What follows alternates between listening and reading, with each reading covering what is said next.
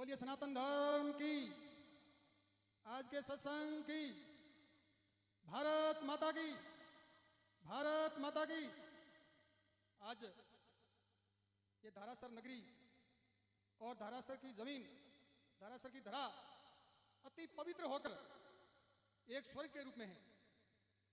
कई सालों तक इस धारासर की धरती पर रहने वाले लोगों ने भक्ति करी और उस भक्ति की शक्ति से आज यहाँ कथा का वाचन हो रहा है और यहाँ बैठे सभी भक्तगणों को लग रहा है कि हम एक स्वर्ग में बैठे। मैं इस भागवत कथा के वाचक साध्वी प्रेम भाई साहब के चरणों में सत नमन करते हुए और संत भीमनाथ जी के चरणों में नमन करते हुए और यहाँ पधारे हुए सारे प्रबुद्ध भक्तगण, मातृशक्ति भक्तगण और युवा भक्तगण, आप सबको देखकर मेरा दिल बहुत आनंदित हुआ। मैं आप लोगों से कहना चाहता हूं, वेद और शास्त्रों में हम लोगों ने पढ़ा है कि कोई भी मनुष्य जन्म लेने से पहले 9 मास मां के गर्भ में रहता है तो भगवान से विनती करता है, मैं जन्म लेने के बाद 24 घंटे में 21,700 बार सांस लूंगा, उतनी बार भगवान आपका नाम लूंगा। लेकिन जन्म लेने के बाद 5 विकारों में अपने लिप्त हो जाते हैं और सब कुछ भूल जाते हैं। लेकिन वो सारी चीजें याद दिलाने के लिए इस सनातन धर्म की ये संस्कृति, ये सत्संग है और ये कथा है। आप सबको पता है, आप सबने सुना है, सतयुग के अंदर राजा हरिश्चंद्र हुए थे और सत्य के नाम पर राजपाट छोड़कर वो एक शमशान घाट में चौकीदार बने और खुद के बेटे के लिए भी उन्होंने वो पैसा मांगा। आप सबको पता है कितना सत्य था। त्रेता युग में रामचंद्र जी हुए थे और वो सर्वोत्तम पुरुष माने गए। और जब रामचंद्र जी का वनवास होता है और वनवास जाने के बाद में भरत जी घर आते हैं और उनको पता चलता है कि मेरी राजगद्दी के लिए राम का वनवास हुआ है, वो अयोध्या नगरी के सारे लोगों को लेकर पीछे जाते हैं और रामचंद्र जी जब वापस नहीं आते हैं तो उनके पैरों की खुड़ताल लेकर के वो वापस आते हैं और सिंहासन पर रखते हैं। जब तक रामचंद्र जी वापस नहीं आए तब तक भरत जी एक दिन भी महल के अंदर नहीं सोए। वो जंगल के अंदर और जमीन की सतह से 1 फीट नीचे गड्ढा करके सोते थे। वो था उस समय का संस्कार। उसके बाद में आया द्वापर, उसके अंदर कलाएं चली और कला के अनुसार बाद में युद्ध हुए, लेकिन कर्तव्य निष्ठा का वो प्रमाण था।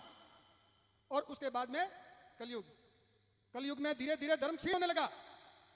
आप सबको दृष्टांत का पता है, संसार के अंदर भारतवर्ष एक ऐसा था, भारतवर्ष की संपूर्ण जमीन का जो क्षेत्रफल था वो 83 लाख वर्ग किलोमीटर था और यहाँ जो वैदिक संस्कृति चलती थी और सब धार्मिक प्रतिष्ठान होते थे। और संसार के अंदर कहते हैं कि वही भाग्यशाली है, वही भगवान का सच्चा लाडला भक्त है जिसने जन्म भारत की भूमि पर लिया। इस संसार के अंदर बहुत सारे देश हैं, लेकिन भारत माता की जय सिर्फ हिंदुस्तान के अंदर बोली जाती है।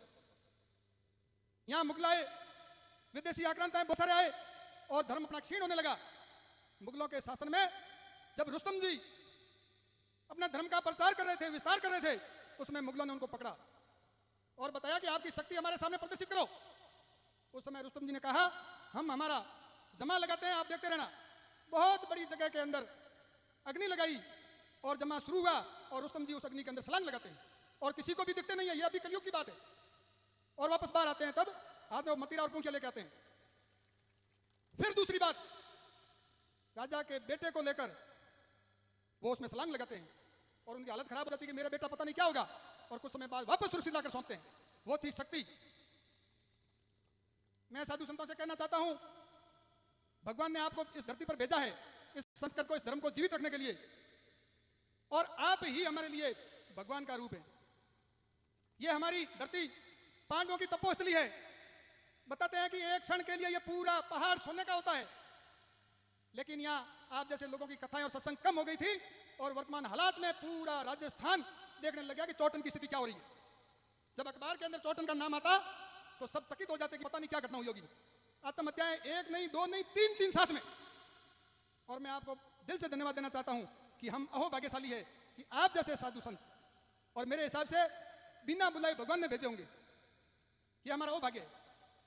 मैं साधु जी आपसे कहना चाहता हूं, हमारे यहाँ तालाब है, कुआं है। इस कुएं को कुआं बनाने वाले ने श्राप दिया था और चलता हुआ कुआं जुड़ गया अंदर से।